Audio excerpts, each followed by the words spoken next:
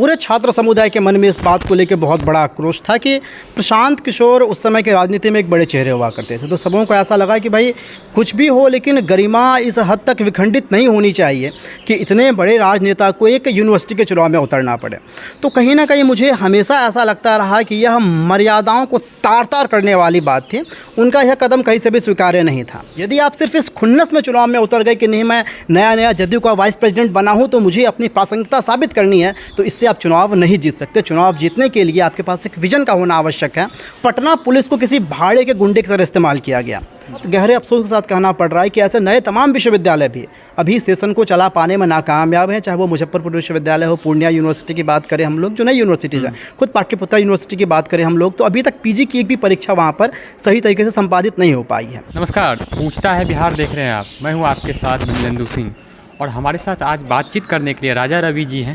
Sir, स्वागत है आपका। जी नमस्ते, बहुत बहुत धन्यवाद। इनका यदि मैं परिचय दूं तो ये पटना विश्वविद्यालय के 2018-19 सेशन के ज्वाइंट सेक्रेटरी रह चुके हैं। तो सर से ही हम बातचीत करते हैं कि इनकी राजनीतिक अनुभव और पटना विश्वविद्यालय में कोसी क्षेत्र से जा कर के इन्होंने कैसे वहाँ पे अपना राजनीतिक शुरुआत की है। सर, आप सबसे पहले ये बताइए, कोसी क्षेत्र से आप गए थे वहाँ पे, आपके लिए तो पटना थोड़ा शुरुआती दौर में अलग टाइप का लगा होगा, शहर का माहौल, विश्वविद्यालय, क्योंकि बोला जाता है जो लोकल का ही हर एक विश्वविद्यालय में वर्चस्व रहता है। तो किस टाइप से आप वहाँ पे फिर सर्वाइव किए थे शुरुआती दौर में? देखिए, जहाँ तक हम लोग कोसी क्षेत्र की बात करते हैं तो कहीं ना कहीं एक सवाल बारंबार सामान्य ज्ञान में पूछा जाता रहा है कि बिहार का शोक किस नदी को कहते हैं। तो इसका उत्तर हमेशा हम लोग लिखते हैं कि कोसी नदी को बिहार का शोक कहा जाता है। तो यह सवाल का जवाब देते हुए कहीं ना कहीं हमेशा मन में एक टीस उठती थी कि आखिरकार कोसी कब तक बिहार का शोक रहेगा, या बिहार का कोश क्यों नहीं बन सकता। तो तमाम ऐसी कई चीज़ें हमारे मन में थी, और उस वक्त हमारा नामांकन पटना विश्वविद्यालय में हुआ। तो इस बीच कई सारे ऐसे मुद्दे थे पटना विश्वविद्यालय के भीतर जिस पर कि एक सकारात्मक ऊर्जा छात्रों ने मेरे भीतर देखी, और यही वजह थी कि एक बहुत निर्णायक बहुमत के साथ, एक विशाल बहुमत के साथ मैं वहाँ पर संयुक्त सचिव निर्वाचित हुआ। तो जहाँ तक इन सारे चैलेंजेस की बात है तो चैलेंज कई प्रकार के आते हैं, लेकिन मुझे हमेशा ऐसा लगता है कि यदि आप उन चैलेंजेस को पार करना जानते हैं तो हर कोई आपको उसकी मदद करता है।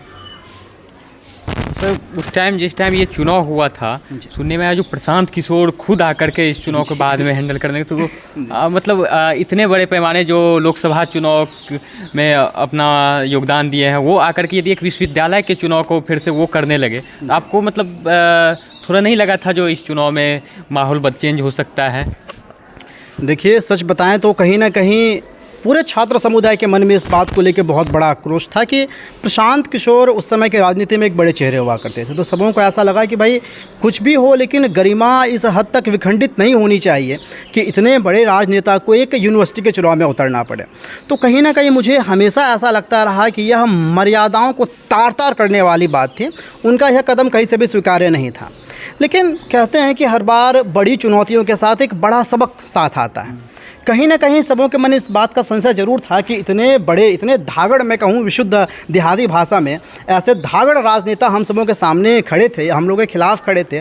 और उनकी चुनावी राजनीति की मैं बात करूँ, मैनेजमेंट की बात करूँ, तो इतना तगड़ा मैनेजमेंट कि लोकसभा चुनाव फेल था। तो वहाँ पर हम सब खुद को बहुत छोटा, बहुत बौना महसूस कर रहे थे। लेकिन फिर साथ ही एक बड़ी बात हमें समझ में आई कि ये तमाम मैनेजमेंट फेल हो जाते हैं यदि आपके पास एक विज़न नहीं है। यदि आप सिर्फ इस खुन्नस में चुनाव में उतर गए कि नहीं, मैं नया जदयू का वाइस प्रेसिडेंट बना हूं तो मुझे अपनी प्रासंगिकता साबित करनी है, तो इससे आप चुनाव नहीं जीत सकते। चुनाव जीतने के लिए आपके पास एक विजन का होना आवश्यक है। और तमाम ऐसे उनकी कुत्सित नीतियों को धता देते हुए हमने वहां चुनाव जीता, रिकॉर्ड वोट से चुनाव जीता। और मुझे सदैव इस बात का गर्व रहेगा कि ऐसे तमाम अनैतिक चीज़ों को हम लोगों ने धता दिया था। और प्रशांत किशोर आज बहुत बड़ी बड़ी बातें करते हैं, जन स्वराज की बात करते हैं, पद यात्रा की बात करते हैं, मगर वो क्यों भूल जाते हैं कि तमाम अनैतिक चीज़ों का समर्थन उन्होंने इस चुनाव में किया था। और जैसी परिस्थितियां बनी थी, मैं तो कहता हूं कि पटना पुलिस को किसी भाड़े के गुंडे की तरह इस्तेमाल किया गया। विद्यार्थी परिषद के कार्यकर्ताओं के ऊपर, उनके कार्यालय के ऊपर रेड पड़वाई गई। और सर मैं इसमें टोकना चाहता हूँ, प्रशांत किशोर के ऊपर उस टाइम आरोप लगा था कि उन्होंने वीसी से एक बंद कमरे में मुलाकात की और उनके पास एक बैग था जो कि आते वक्त वो बैग प्रशांत किशोर के पास नहीं था। इसको लेकर के विद्यार्थी परिषद के जो छात्र थे वो उन पर हमला भी किए थे, ऐसा आरोप लगाया गया था। तो इस पर सर? नहीं, देखिए क्या होता है कि एक बहुत पुरानी कहावत है कि आप जब भी कुछ ऐसा करने को जाएंगे और आपको लगता है कि आपके पास बहुत बड़ी सत्ता है, तो इंसान को सत्ता के मद में कभी चूर नहीं होना चाहिए। एक चींटी जो है वो हाथी को सबक सिखाने के लिए काफ़ी होती है। उन्हें लगा था कि शायद हमारी सरकार है, मैं जो चाहूँ वो कर सकता हूँ, और इसी तैश में उन्होंने शायद कुछ करने की कोशिश की होगी। और हमारे बड़े भाई पप्पू वर्मा भैया सीनेट के सदस्य भी, अब सिंडिकेट के सदस्य पटना विश्वविद्यालय के, उन्होंने सबसे पहले इस बात का पर्दाफाश किया। और जाहिर सी बात है कि इस बात को लेकर के छात्र समुदाय में बहुत व्यापक रोष उत्पन्न हो गया, और उसको लेकर के जो घटनाएं हुई थी, उनकी गाड़ियों पर हमला हुआ, क्षतिग्रस्त हुई थी उनकी गाड़ी, तो कहीं ना कहीं विरोध का एक बड़ा स्वरूप हमें वहाँ देखने के लिए मिला। और इससे एक बड़ा सबक उन तमाम राजनेताओं को भी लेना चाहिए कि जो छात्रों का चुनाव है उनको छात्र समुदाय तक ही सीमित रहने दें, उसमें अपनी प्रासंगिकता नहीं दिखाएं, तो यह शायद उनके लिए भी बेहतर होगा। अच्छा, अब इस चुनाव से आगे हम लोग बढ़ते हैं। अभी का जो टाइम चल रहा है इसमें आप देखते हैं कि कोई भी सेशन हो, ग्रेजुएशन तो 3 साल में, मास्टर डिग्री भी अब 2 साल में कंप्लीट होना, किसी बिहार के, मैं एक विश्वविद्यालय की नहीं, किसी भी विश्वविद्यालय की बात करूँ, हर एक विश्वविद्यालय का सेम चल रहा है कि 5 साल तक लग जाते हैं ग्रेजुएशन करने में लोगों को। और ख़ास करके पटना विश्वविद्यालय जो अपने महत्व के लिए काफ़ी जाने जाते हैं, गंगा तट पे एक कीजिएगा, क्या था इनका ये, जिसको ईस्ट का ऑक्सफोर्ड जिस यूनिवर्सिटी को बोला जाता है, उस यूनिवर्सिटी का भी ये हाल चल रहा है कि ग्रेजुएशन 5 साल लग जाते हैं कंप्लीट करने में। ऐसे देखा जाए तो बिहार के लगभग सब यूनिवर्सिटी का हाल सेम है, लेकिन सबसे बड़े यूनिवर्सिटी जिसको अभी के टाइम में माना जा रहा है पटना यूनिवर्सिटी का, और आप उसके 2018-19 सेशन के ज्वाइंट सेक्रेटरी रह चुके थे, इस पर आपको क्या लगता है, जिस सेशन लेट होने का क्या कारण हो सकता है?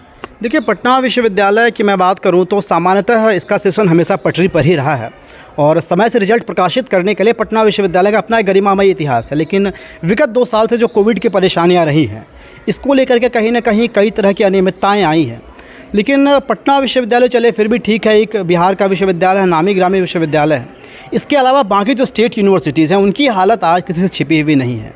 तो एक छात्र नेता होने के तौर पर, एक प्रतिनिधि होने के तौर पर मेरी संवेदना और कहीं ना कहीं मेरे लिए एक बड़ी चिंता का विषय बाकी सारे विश्वविद्यालय भी हैं।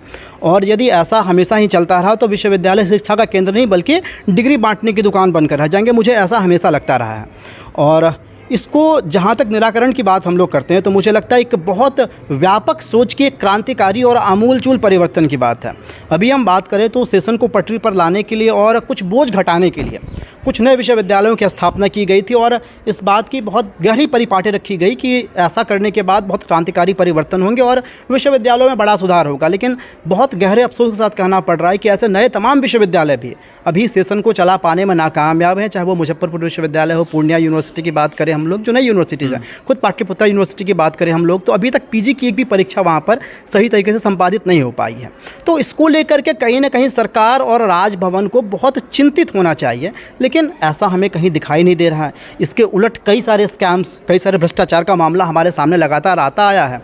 और छात्र जीवन में, छात्र हाल ही में एक आया था पटना विश्वविद्यालय के जो प्रिंसिपल है उनके ऊपर आरोप लगा था कि उन्होंने कितना घोटाला था ये तो अभी ध्यान में नहीं आ रहा है, लेकिन उनके ऊपर घोटाला का आरोप भी लगा था पटना विश्वविद्यालय के प्रिंसिपल पे।